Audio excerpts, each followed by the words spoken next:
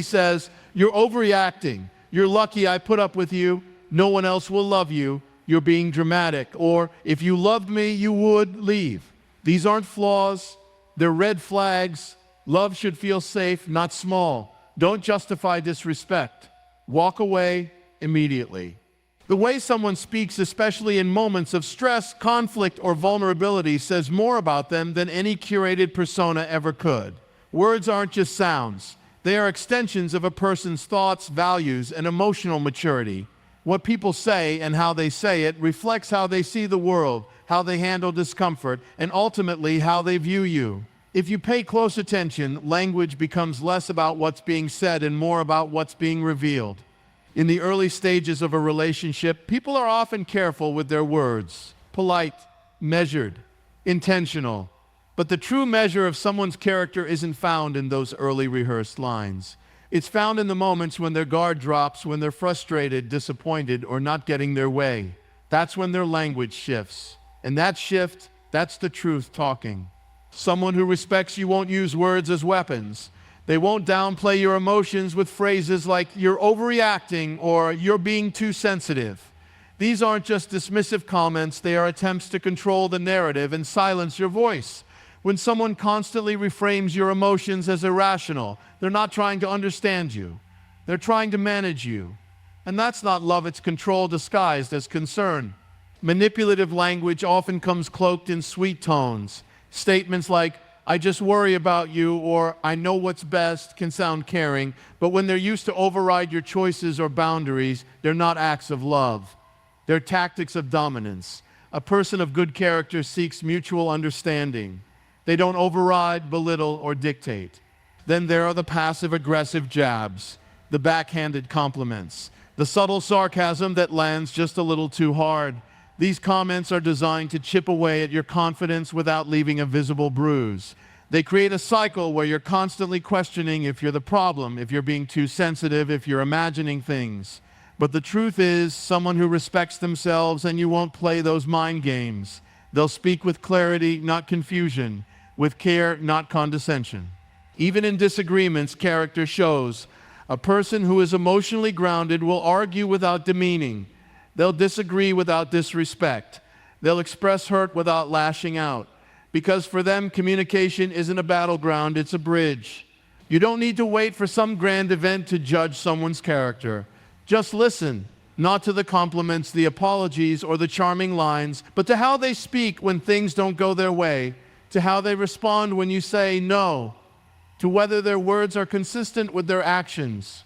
Because anyone can say the right thing when they want something, but only someone with true character will say the right thing when they're angry, when they're disappointed, when you're not giving them what they want. That's where the truth lies, in the language of discomfort. And once you start listening for that, you stop falling for the act and start seeing the person. Red flags aren't usually loud or obvious. They don't always show up in the form of screaming, slamming doors, or public outbursts. More often, they creep in quietly through tone, through timing, through repetition. And the most dangerous ones, they're the ones we're taught to ignore, the ones we rationalize because we want to believe someone is better than their behavior. But make no mistake, red flags are rarely subtle. We just don't always want to see them for what they are. In the beginning, everything feels good, maybe even perfect. You laugh at the same jokes, share late-night conversations, and start imagining a future together.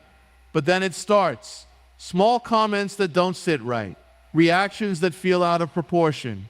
A pattern of behavior that makes you question your instincts. You tell yourself it's not that serious, that he was just tired, that maybe you were being too sensitive.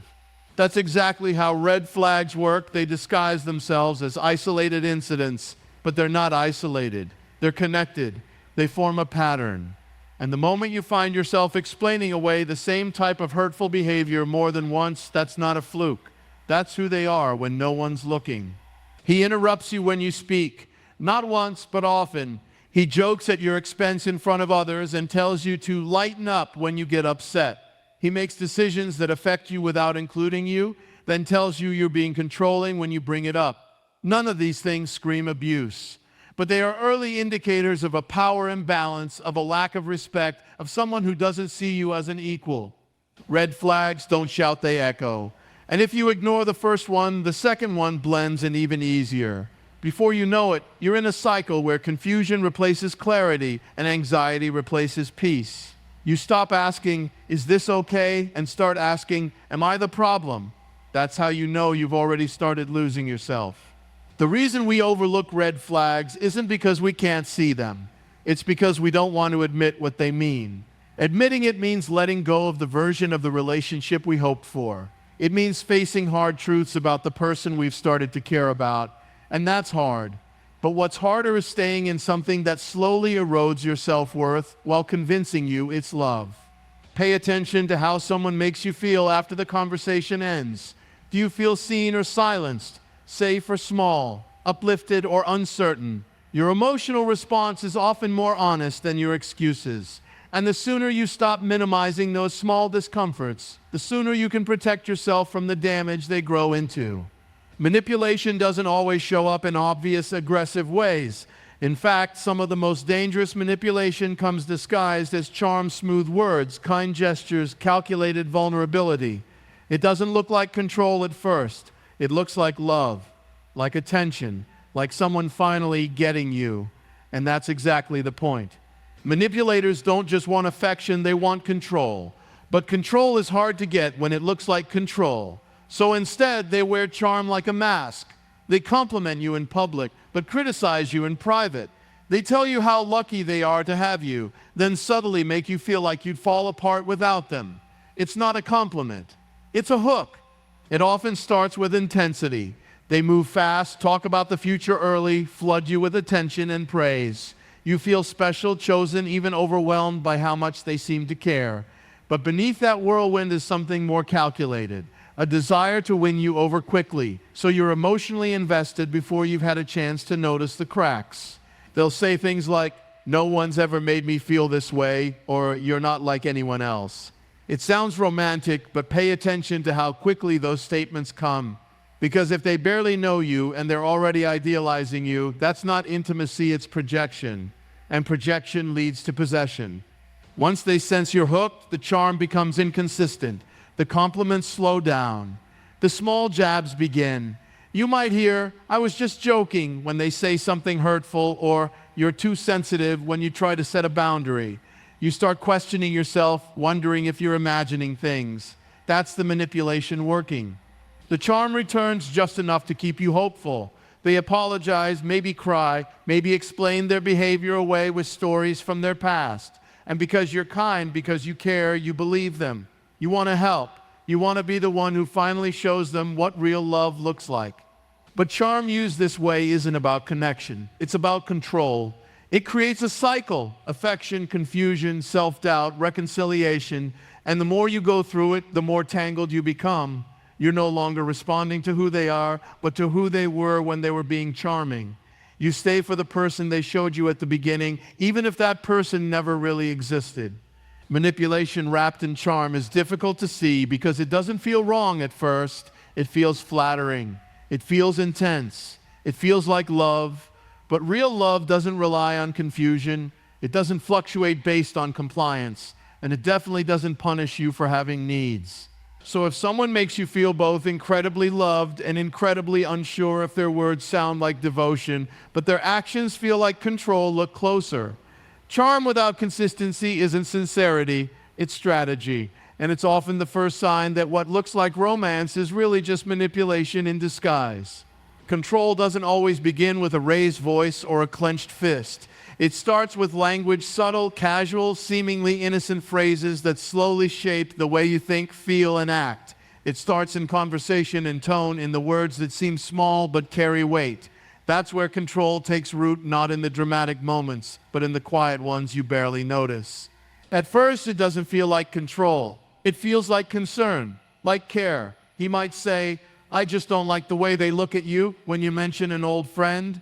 Or, "Are you really going to wear that?" when you're getting ready to go out. These don't sound like commands. They sound like opinions, maybe even protection. But they're not about your safety, they're about his comfort.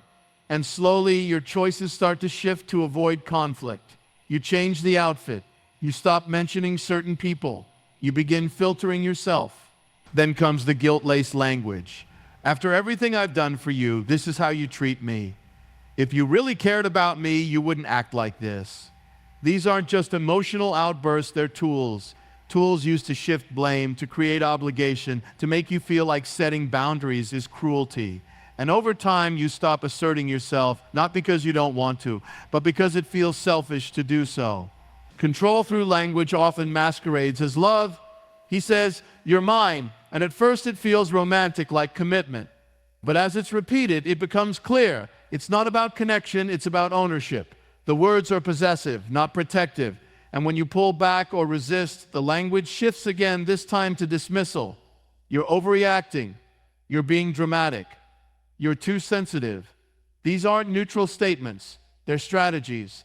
They teach you to question your own perception, to doubt your feelings, to silence your voice. This kind of control doesn't leave bruises. It doesn't scream. It whispers. It makes you second-guess yourself in a way that looks invisible to the outside world. You're still free, technically, but inside you're shrinking. You hesitate before you speak. You walk on eggshells, careful not to trigger another comment, another sigh, another quiet act of emotional withdrawal. The danger of control through language is how easy it is to explain away. You tell yourself it's just how he talks, that he doesn't mean it, that he's just not great with words. But words are deliberate. Even careless words come from somewhere, and when someone uses language as a weapon, when they twist it to confuse you, contain you, or reshape your reality, it's not a lack of communication skills. It's a form of dominance. Control doesn't need chains or cages. All it needs is the ability to make you doubt your right to say no, your right to feel hurt, your right to be yourself. And that always starts with language. Quiet, calculated, intentional. By the time you notice it, it's already working. When someone hurts you once, it can be a mistake. When they do it again and again, it's a message. Patterns, not one-off moments, are what reveal the truth about someone's character. It's easy to justify a single comment, a bad day, a moment of poor judgment. But patterns don't lie. They're the blueprint of someone's behavior. They show you what to expect, what will continue, and what will most likely escalate.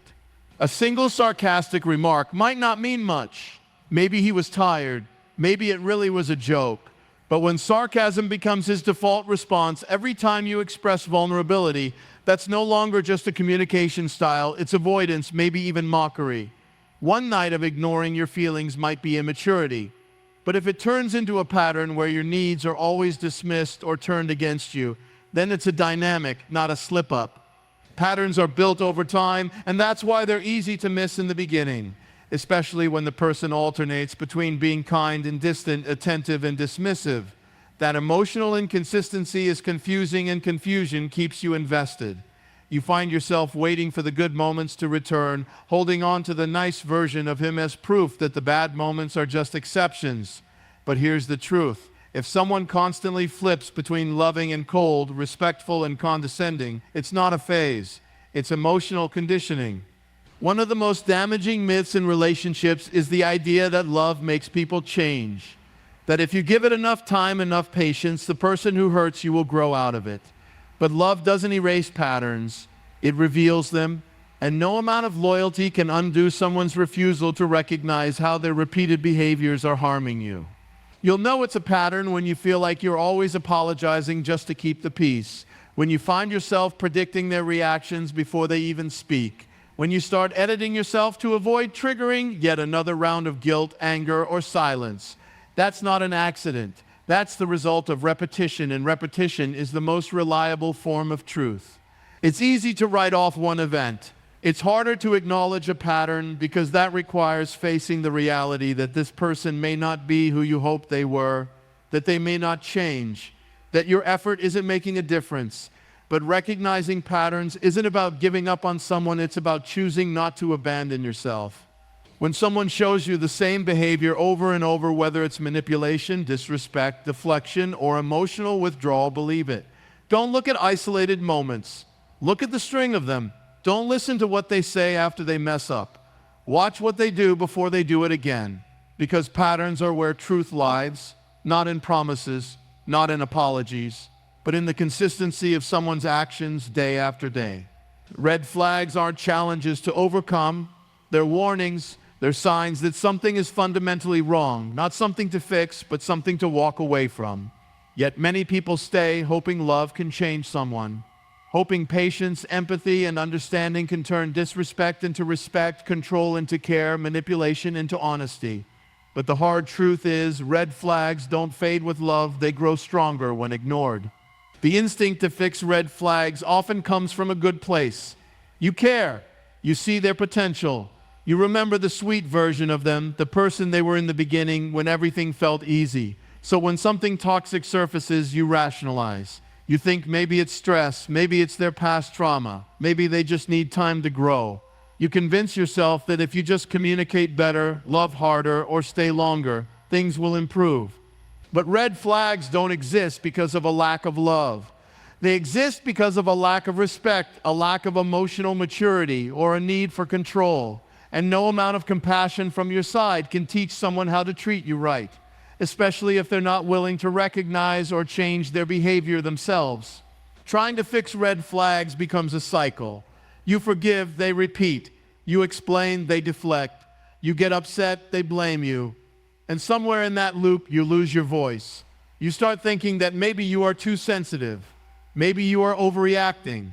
Maybe you're the one causing the problems. But that's what unchecked red flags do. They don't just hurt you, they distort your reality.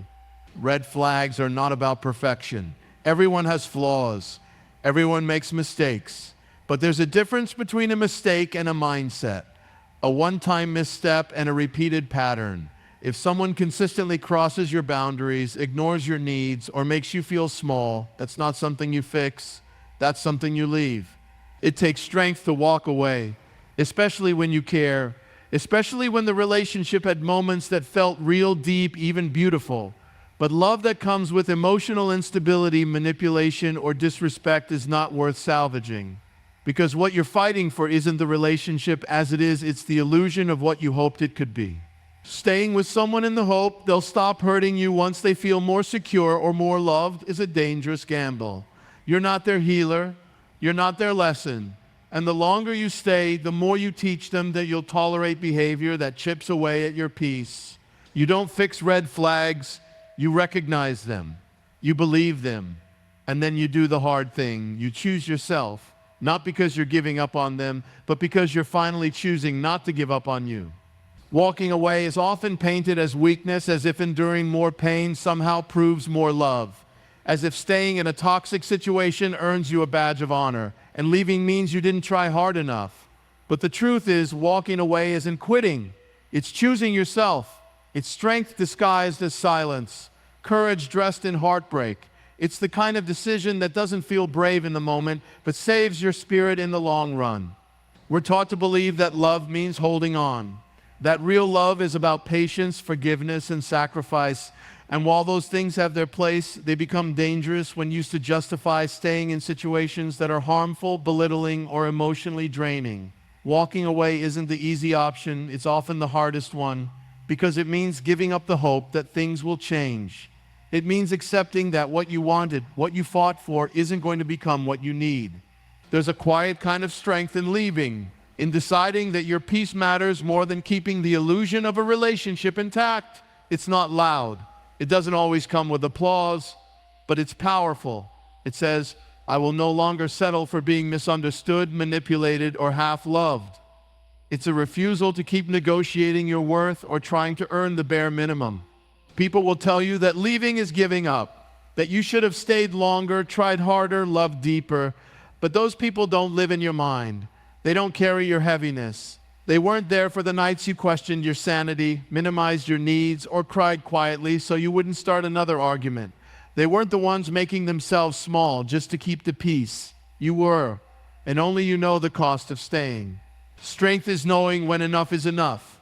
It's drawing the line not out of anger, but out of clarity. It's saying, this isn't healthy for me, and meaning it even when you miss them, even when you love them, because you can love someone and still know they're not good for you. You can care about them and still choose distance. That doesn't make you cold, that makes you conscious.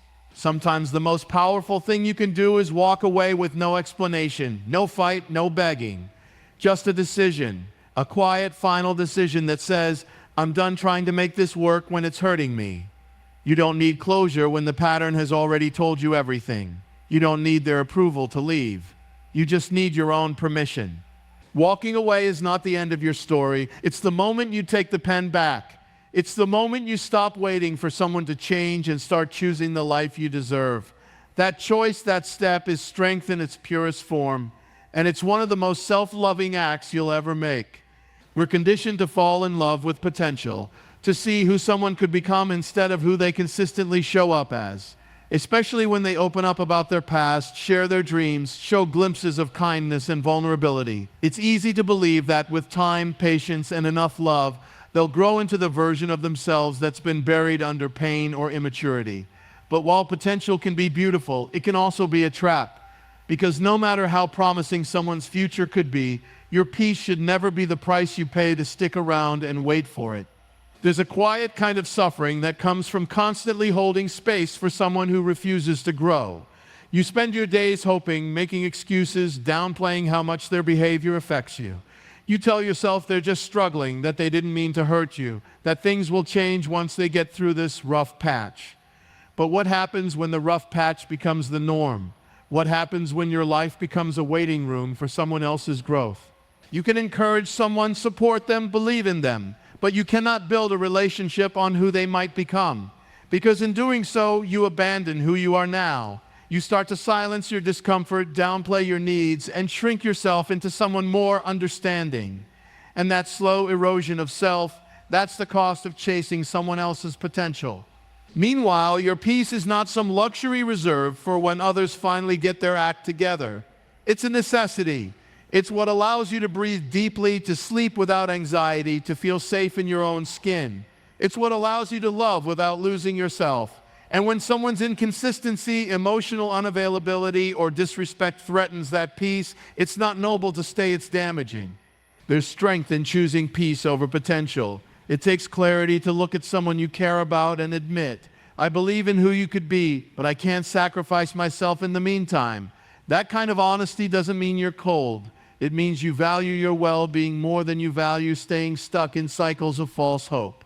It's not selfish to protect your peace. It's self-respect, because love isn't just about what you feel, it's about what you experience. And if what you're experiencing is confusion, exhaustion, and a constant feeling of not being enough unless you're fixing or forgiving, then love alone is not enough. Don't stay out of guilt. Don't stay because you've invested time. Don't stay because you're afraid of hurting them. You are not responsible for someone else's transformation. You are responsible for creating a life that feels safe, steady, and rooted in truth. And the truth is, your peace is worth more than their promises. It's worth more than their charm. It's worth more than all the maybes and somedays in the world. In the end, choosing yourself isn't a failure. It's an act of strength. Walking away from a relationship, recognizing red flags, and valuing your peace over someone else's potential are all decisions rooted in self-respect. Love is not about fixing others or sacrificing your own well-being for the sake of someone else's growth. It's about understanding that your peace, your worth, and your happiness should never be negotiable. You are worthy of love that uplifts, not depletes. And when you choose to walk away from what no longer serves you, you are stepping into a life that honors who you truly are, whole, strong, and deserving of the love you give.